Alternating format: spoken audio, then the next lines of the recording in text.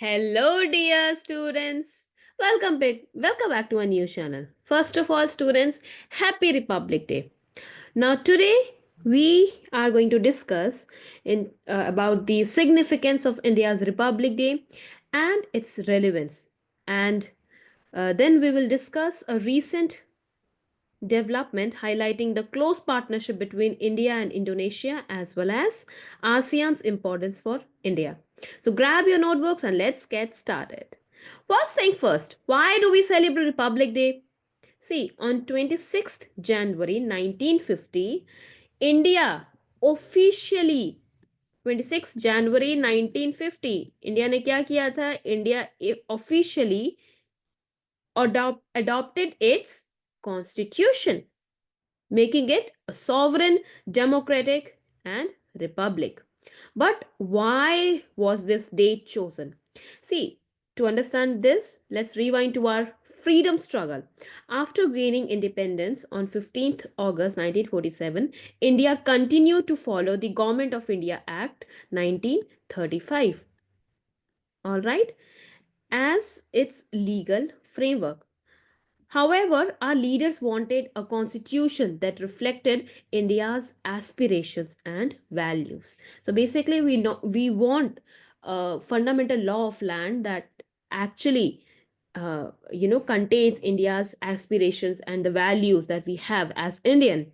So the Constituent Assembly, led by Dr. B.R. Ambedkar, drafted the Indian Constitution. The process took nearly 3 years and involved rigorous debates and discussions. Finally, on 26th November 1949, the Constitution was adopted.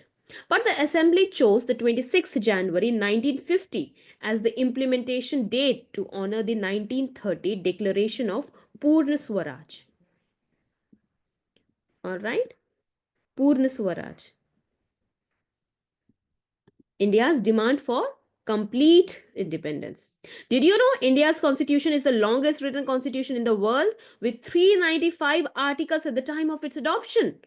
तो इस time पर इतना लंबा article India के लिए लिखा गया था.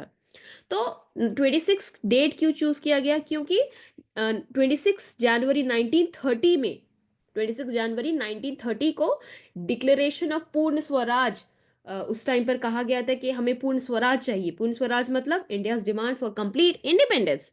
At that time freedom fighters had demanded that we need complete independence. So that is the reason we have chosen this date, 26th January 1950, as a Republic Day.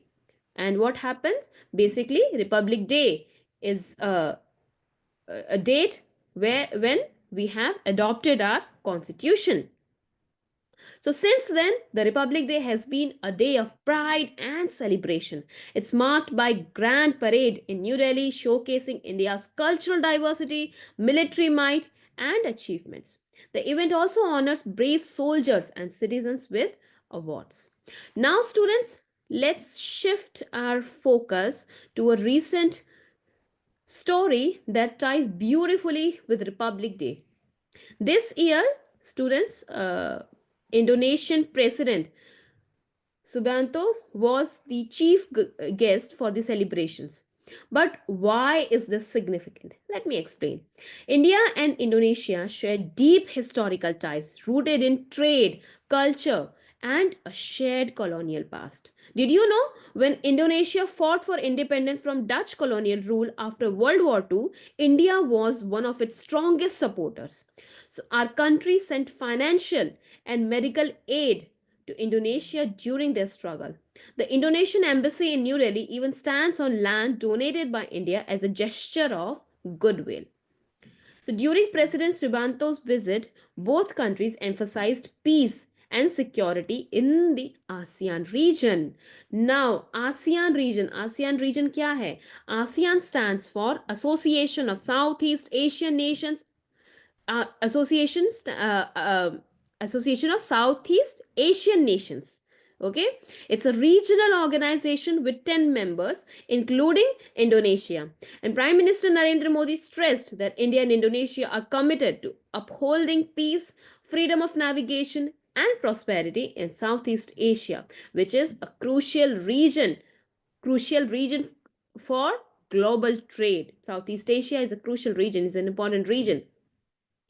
Now, the question is, what is ASEAN and why does it matter? ASEAN, like I discussed earlier, ASEAN is a group of Southeast Asian nations formed in the year 1967 to promote regional stability, economic growth, and cultural exchange. The 10 member countries include Indonesia, Malaysia, Thailand, Singapore, Vietnam, among others. And together, we also have Philippines, Laos, Myanmar, Brunei. So all these are 10 countries.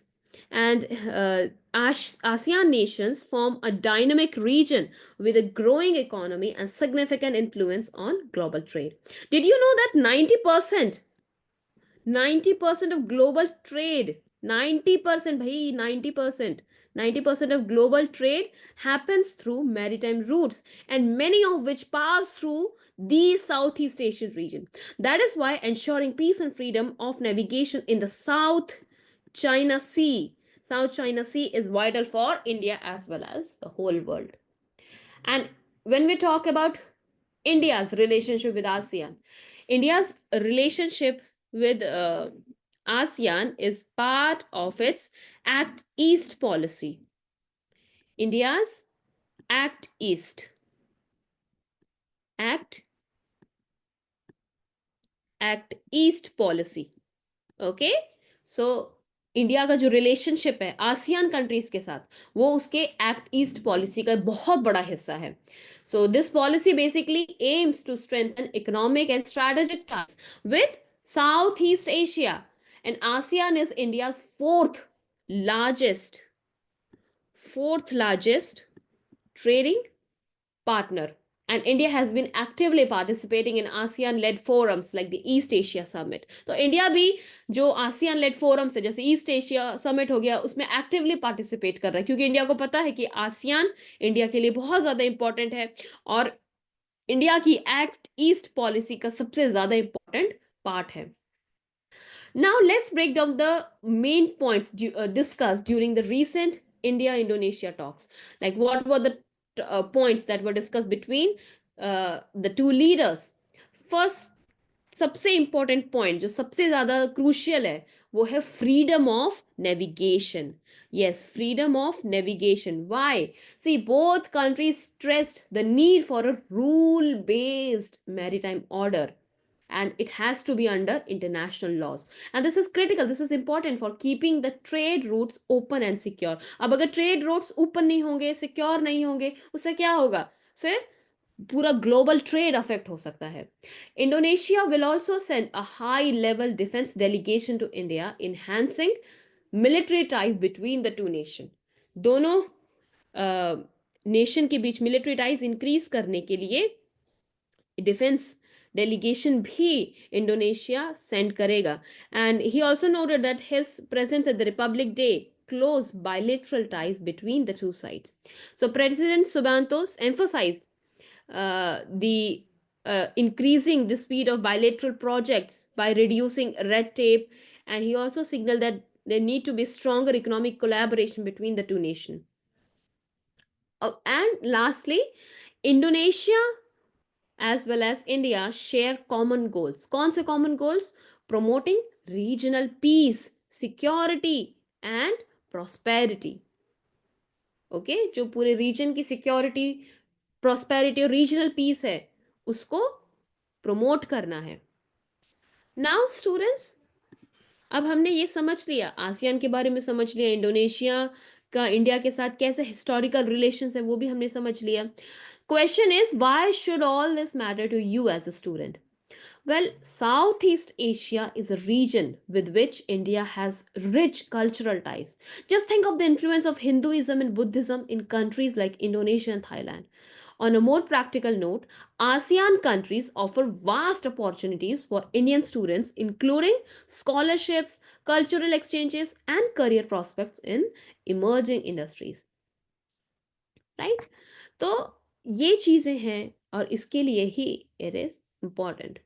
So to wrap up, Republic Day, we talk about today's Republic Day. So Republic Day isn't just about celebrating our constitution.